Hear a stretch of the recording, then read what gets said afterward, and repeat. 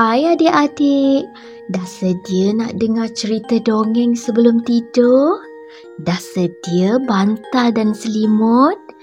Jom dengar cerita sebelum tidur, Peter Pan. Peter Pan merupakan pemimpin kanak-kanak yang hilang.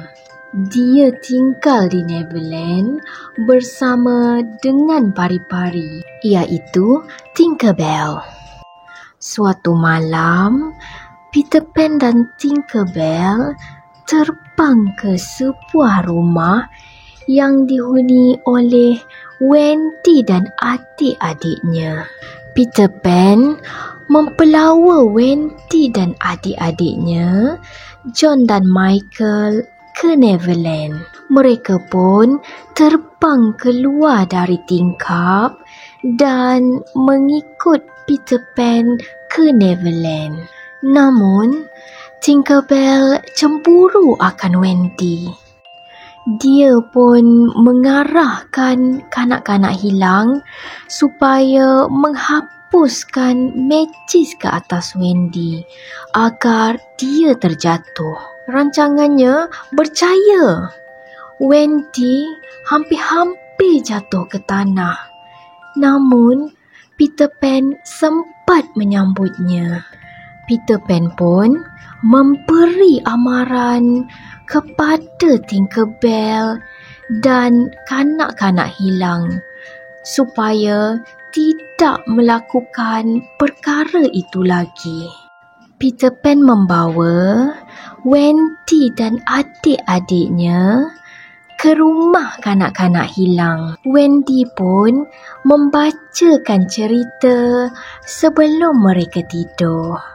Suatu hari, Peter Pan dan kanak-kanak hilang ternampak seorang puteri puak Red Indian diikat di sebuah batu besar. Dia telah ditangkap oleh seorang lanun bernama Captain Hook. Peter Pan pun menyelamatkan puteri itu. Lanun-lanun yang lain sudah mengetahui tempat tinggal kanak-kanak hilang. Tinkerbell pula diletakkan di dalam jam pasir.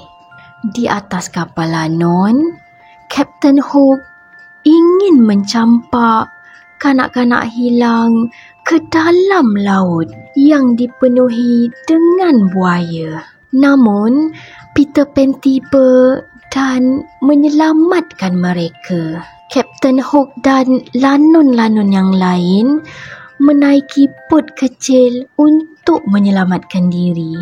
Tibalah masa untuk Wendy dan adik-adiknya pulang ke rumah. Wendy mengajak Peter Pan tinggal bersama mereka. Namun, Peter Pan menolak ajakannya. Dia mahu tinggal di Neverland selama-lamanya. Cerita sebelum tidur, puteri beradu. Di sebuah kerajaan, raja dan permaisuri sangat gembira atas kelahiran anak sulung mereka. Raja menjemput semua pari-pari kecuali pari-pari jahat.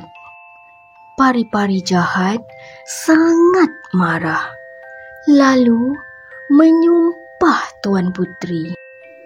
Pada hari lahirnya yang ke-15, jari puteri akan tercucuk pada mesin pemintal benang dan mati.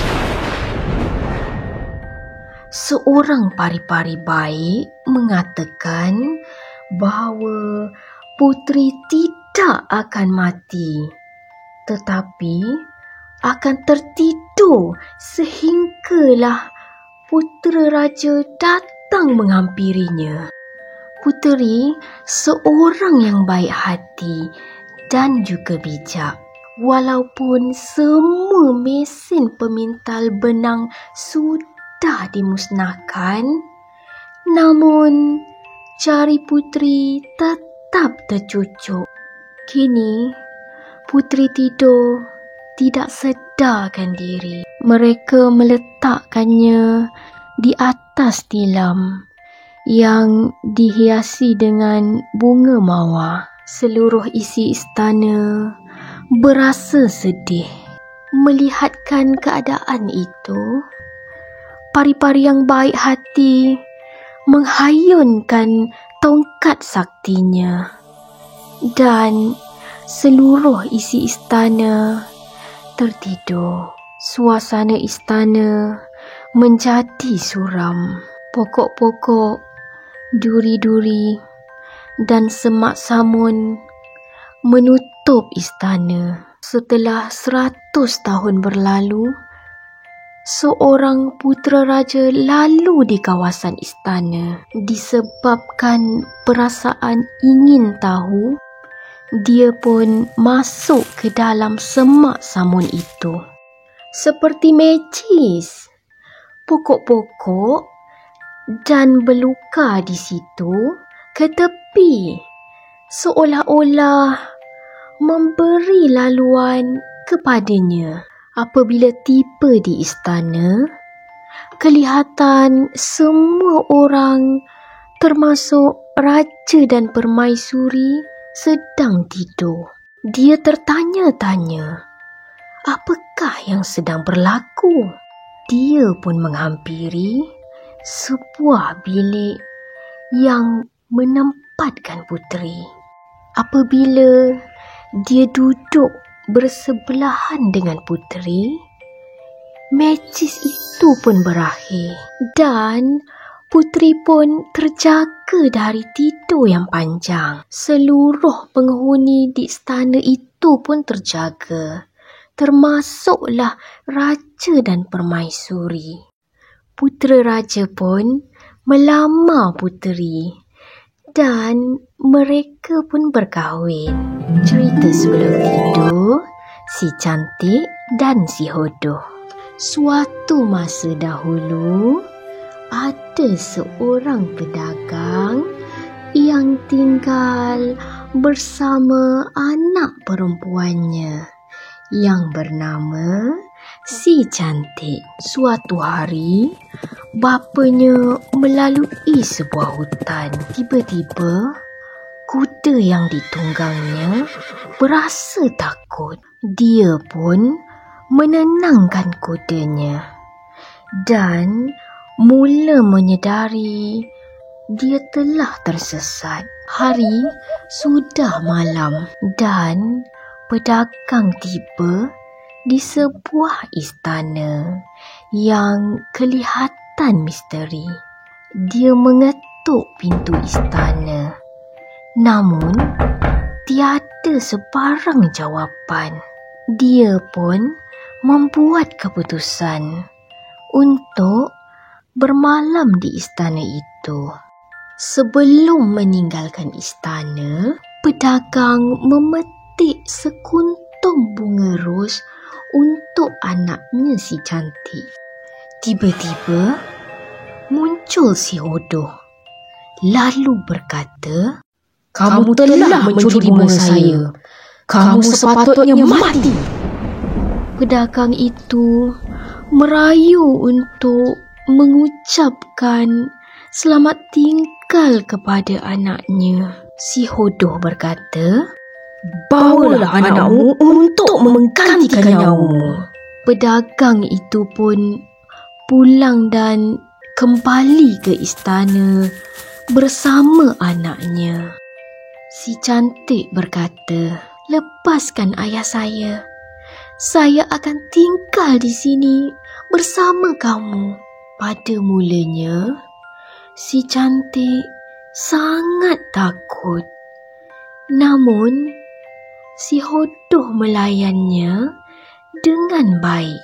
Si hodoh jatuh hati terhadap si cantik. Si hodoh melamarnya, namun si cantik mahu mereka kekal sebagai kawan.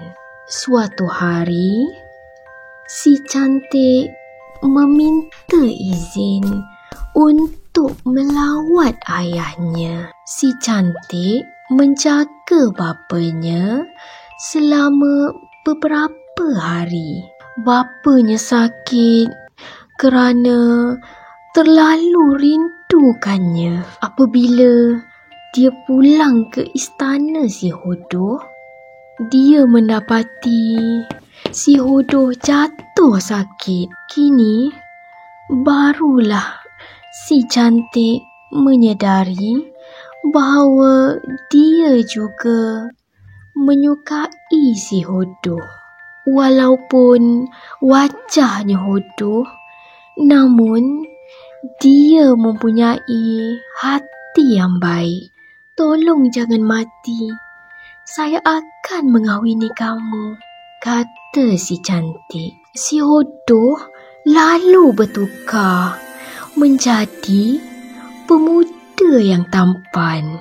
Mereka berdua pun berkahwin.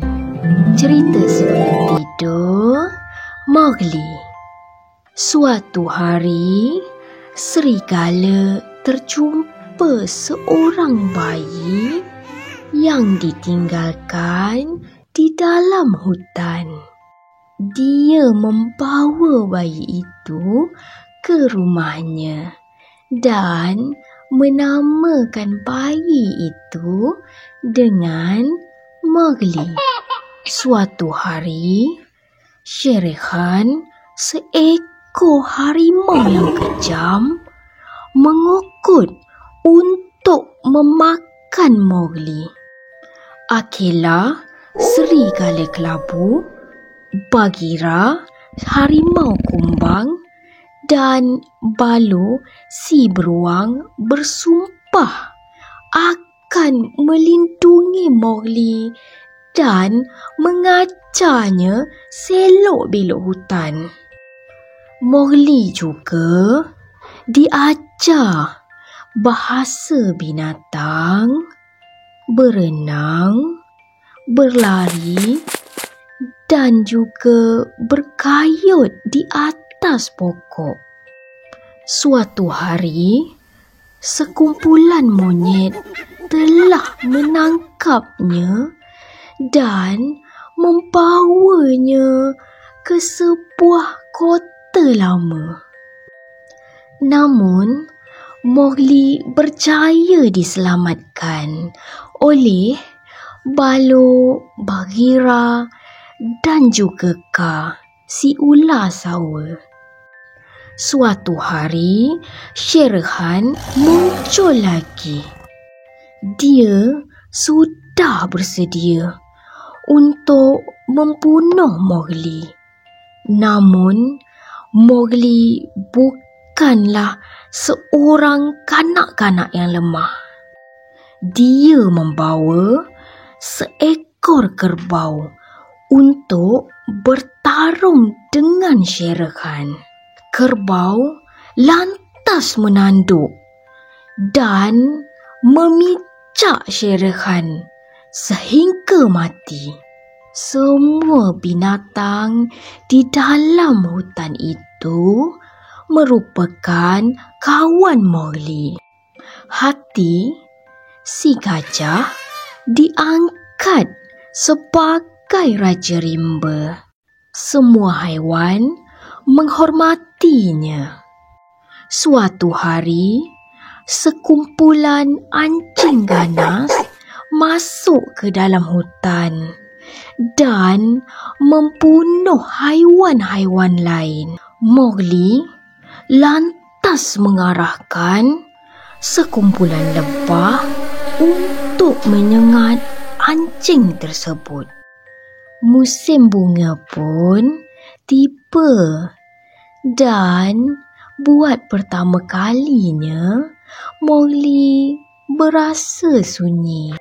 Suatu hari, dia berjalan sendirian dan terjumpa sebuah perkampungan. Dia terdengar mereka bergelak ketawa dan menyanyi. Dia ingin merasai suasana begitu. Bagheera, Baloo, Kaa, Akela dan Hathi memberitahunya bahawa sudah tiba masanya dia hidup dalam kalangan manusia, spesies yang sama sepertinya. Mereka semua menghantarnya ke perkampungan tersebut. Sebaik sahaja tiba, Mowgli melihat kanak-kanak lelaki dan perempuan sedang bermain. Dia tidak lagi berasa sunyi. Ini merupakan kehidupan baharunya. Namun, dia tidak pernah melupakan rakan-rakan rimbanya.